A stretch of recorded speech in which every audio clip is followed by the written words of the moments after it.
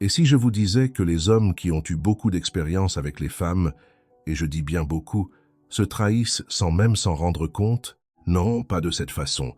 Sortez-vous ces idées de la tête. Je parle des mots qu'ils utilisent.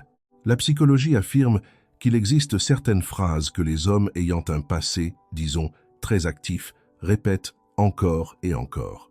Et une fois que vous les connaissez, c'est comme avoir un code de triche.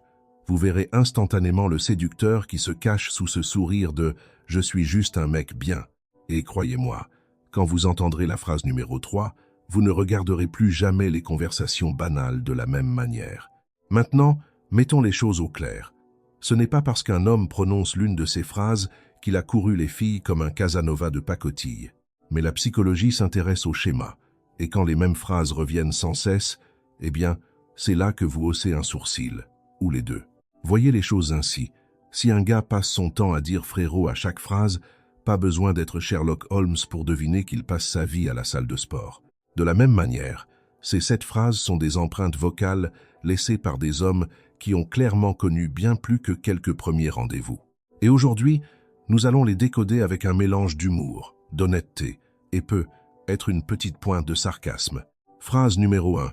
Je ne mets pas d'étiquette. Ah, le grand classique, je ne mets pas d'étiquette, mesdames. Celle-ci, c'est comme l'hymne national des hommes qui ont eu beaucoup trop de relations ambiguës. Traduction. Je veux tous les avantages d'être ton petit ami sans jamais être appelé ton petit ami. La psychologie explique cela comme une tactique d'évitement de l'engagement. Quand quelqu'un a l'habitude de passer d'une partenaire à l'autre, la dernière chose qu'il souhaite, c'est d'être enfermé dans une définition comme petit ami ou exclusif. Les étiquettes font peur car qui dit étiquette dit règle, qui dit règle dit responsabilité. Et la responsabilité signifie qu'il ne peut pas simplement disparaître un vendredi soir avec l'excuse que son réseau Wi-Fi a cessé de fonctionner. Voici la partie amusante. Les hommes qui disent « je ne mets pas d'étiquette » s'attendent tout de même à ce que vous agissiez comme une petite amie. Cuisinez pour eux, oh que oui, un soutien émotionnel à 3 heures du matin, bien sûr. Mais appelez-les votre petit ami, et soudainement, ils y sont allergiques. Alors la prochaine fois que vous entendrez cette phrase, ne vous dites pas juste qu'il est détendu. Dites-vous que cet homme a beaucoup roulé sa bosse et qu'il ne veut pas qu'on lui mette un panneau de signalisation. Phrase numéro 2. Nous n'avons pas besoin de parler du passé. Oh là là, on y vient. Nous n'avons pas besoin de parler du passé. Traduction. Si tu connaissais mon passé, tu courrais probablement plus vite que je ne pourrais te rattraper. Voici l'explication psychologique. Les personnes ayant des passés chaotiques ou compliqués utilisent souvent l'évitement comme mécanisme de défense. En coupant court à la conversation sur leur passé, ils pensent protéger la relation de tout jugement. Mais en réalité, ce qu'ils protègent, c'est leur image soigneusement travaillée. Pensez-y. Si son passé se résumait à une ex-petite amie du lycée, il s'en ficherait de vous en parler. Il en rirait et passerait à autre chose.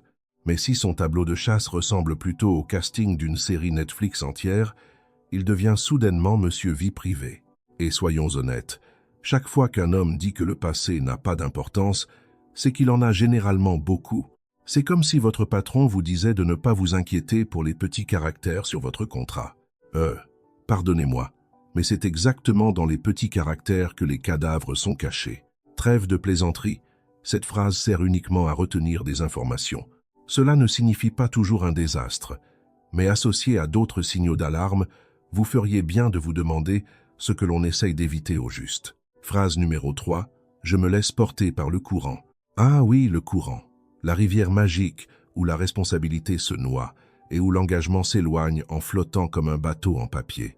Quand un homme dit « je me laisse juste porter », ce qu'il veut vraiment dire, c'est que je suis devenu très doué pour garder les choses sans prise de tête, et j'ai bien l'intention que ça reste ainsi. D'un point de vue psychologique, c'est ce que les chercheurs appellent une stratégie de faible investissement. Les hommes qui ont eu de nombreuses partenaires à court terme s'appuient souvent sur cet état d'esprit. Cela permet de garder les choses amusantes, flexibles et sans obligation future. En gros, c'est l'environnement parfait pour quelqu'un qui ne cherche pas à rester sur le long terme. Ne vous méprenez pas, se laisser porter semble inoffensif. Qui n'a pas envie de se détendre et de voir où la vie le mène? Mais voilà le piège. Si vous êtes celle qui espère secrètement quelque chose de sérieux, se laisser porter est en fait une façon douce et polie de dire que je ne planifie pas notre avenir je planifie ma porte de sortie. Et le plus drôle, c'est que ce courant semble toujours aller dans une seule direction, tout droit vers ce qui l'arrange, lui. Le courant ne le pousse pas à rencontrer vos parents. Le courant ne l'amène pas à discuter d'exclusivité. Non. Comme par hasard, le courant s'échoue toujours sur son canapé, Netflix allumé, et son téléphone posé face contre table. Alors, la prochaine fois que vous entendrez cette phrase, rappelez-vous qu'il ne flotte pas sans but. Il a déjà navigué sur ce fleuve tranquille de nombreuses fois, et il a perfectionné l'art de sauter par-dessus bord avant d'arriver aux chutes de l'engagement. Phrase numéro 4. Il y a eu un truc entre nous, mais ce n'était pas sérieux. Ah oui, le classique, ce n'était pas sérieux. Mesdames, si vous récoltiez 1 euro chaque fois qu'un homme dit ça, vous seriez plus riche que Jeff Bezos à l'heure qu'il est. Voici l'explication psychologique. C'est ce qu'on appelle la minimisation. C'est lorsque les gens dévalorisent des expériences pour qu'elles paraissent moins importantes. Les hommes qui ont été avec beaucoup de femmes ont tendance à réduire chaque relation passée à un simple truc. Pourquoi? Parce que s'ils admettaient que chacune d'entre elles était sérieuse, vous commenceriez à réaliser qu'il a été sérieux avec la moitié de la ville. Et soyons honnêtes, pas sérieux. C'est juste un code pour dire « on s'est envoyé des messages à 2 heures du matin, elle m'a préparé des pizzas et j'ai disparu au bout de 3 semaines ». C'est une façon polie de cacher un passé rempli de nombreuses relations. Alors, la prochaine fois que vous entendrez « ce n'était pas sérieux », ne vous contentez pas de hausser les épaules. Traduisez-le correctement. Ce n'était pas sérieux pour moi. Mais si vous lui posez la question à elle, « oh, c'était très certainement sérieux ». Phrase numéro 5. Je ne suis pas comme les autres mecs.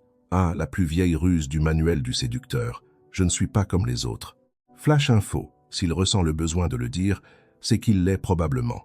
Les psychologues appellent cela la gestion de l'impression. C'est lorsque quelqu'un essaye activement de façonner la façon dont les autres le perçoivent. Les hommes qui ont de la bouteille connaissent les stéréotypes.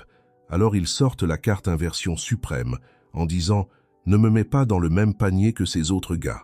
Mais voici le hic. Les hommes qui ne sont vraiment pas comme les autres ne le disent jamais. Leurs actes le prouvent. Ceux qui le crient sur tous les toits essaient généralement de détourner votre attention du fait que leur historique amoureux ressemble au casting complet de Fast and Furious. Dire « je ne suis pas comme les autres mecs », c'est en gros l'équivalent masculin de dire « crois-moi, j'ai totalement oublié mon ex ». Plus ils le disent, moins ça devient crédible. Phrase numéro 6. Je ne crois pas qu'il faille se caser trop jeune. En apparence, celle-ci semble intelligente. Je ne crois pas qu'il faille se caser trop jeune. Genre, waouh, Socrate, merci pour cette sagesse. Mais en termes de psychologie, c'est une stratégie de justification. C'est une façon de faire passer des décisions temporaires pour de grandes philosophies de vie. Les hommes qui ont un taux de rotation de partenaires élevé l'utilisent souvent pour banaliser le fait qu'ils gardent toujours leurs options ouvertes. Traduction, je ne suis pas contre le mariage. Je suis juste contre le mariage dans un futur proche, du genre pas dans cette décennie. Et le plus drôle, c'est que cette phrase vient généralement d'hommes qui ne sont en réalité plus tout jeunes. Ils le diront à 28 ans, à 35 ans, à 42 ans, toujours trop jeunes pour se caser.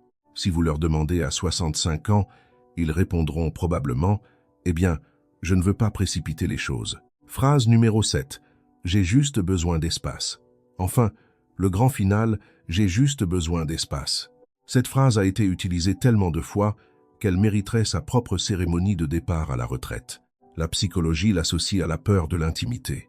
Les hommes qui ont eu beaucoup de partenaires occasionnels atteignent souvent ce stade quand les choses commencent à devenir sérieuses. Et par sérieuse, je veux dire que vous commencez à attendre qu'ils prennent leurs responsabilités. Ce que le mot « espace » signifie généralement, c'est « je t'aime bien », mais pas au point de renoncer à ma liberté. Voici la subtilité. Les personnes qui ont vraiment besoin d'espace le communiquent avec équilibre. Elles diront « Hé, j'ai juste besoin d'un peu de temps pour moi ce week-end ». Mais le gars qui a enchaîné les conquêtes, il utilise l'espace comme une trappe de secours. Traduction. Je veux mettre sur pause sans passer pour le méchant. Et une fois que vous l'entendrez, vous remarquerez à quel point le moment est bien choisi. Toujours juste après que vous ayez demandé des éclaircissements, une définition ou un engagement. Coïncidence? Je ne crois pas.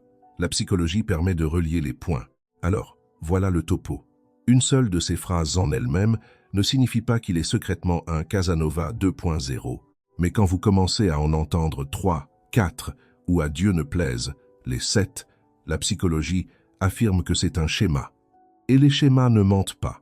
Ces phrases réunies révèlent un état d'esprit désinvolte, sans engagement, et souvent forgé par un passé riche en partenaires multiples. Il ne s'agit pas de le blâmer, il s'agit de reconnaître les signes, afin que vous puissiez décider si son courant est compatible avec votre avenir. Alors, laquelle de ces phrases avez-vous déjà entendue? Dites-le nous dans les commentaires. Ensuite, croyez-moi, vous voudrez rester dans les parages car dans la prochaine vidéo, je vais décrypter exactement l'inverse, les phrases que les hommes disent uniquement lorsqu'ils sont sérieux au sujet de